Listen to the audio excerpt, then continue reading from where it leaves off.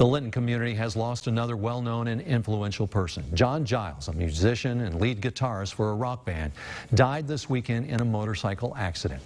Abigail Degler talked to his family, as well as Quentin Keller, who set up a GoFundMe page for John Giles' children. And she joins us now with more. Abigail. Mike, I expected a couple of family members and his 4 children to meet with me today, but a large group of family and friends met with me to share their stories of John.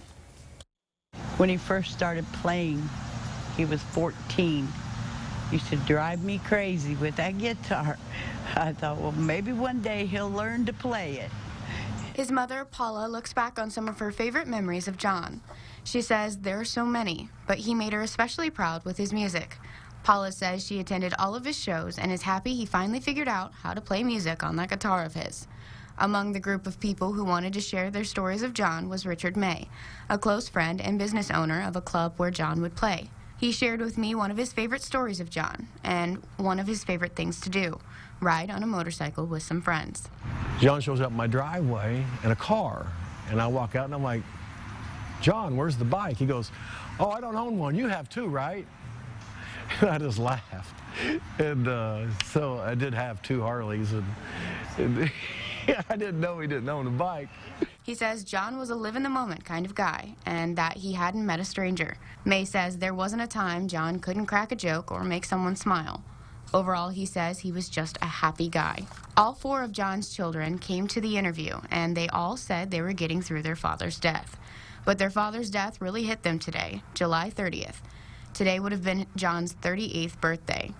When I talked to Landon about what he'd tell his dad on his birthday to let him know how he was doing, his response was, I tell him I'm all right and that I just love him.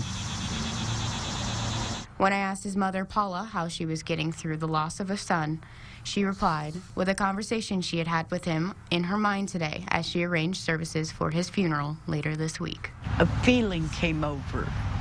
He's, Mom, be okay. Don't cry no more. I'm okay. It's okay. After the interviews today, the family was full of smiles and stories of John and his personality. I asked the family how they could still smile so much after a recent loss, and they all told me the same thing. He wouldn't want us to be sad. He always made people smile, no matter what. And I think he's still doing that. Thank you, Abigail. The family tells us it's tradition in their family for a cake to be smashed in the face of the birthday person. This year, they say everyone will get a slice of cake in the face for John.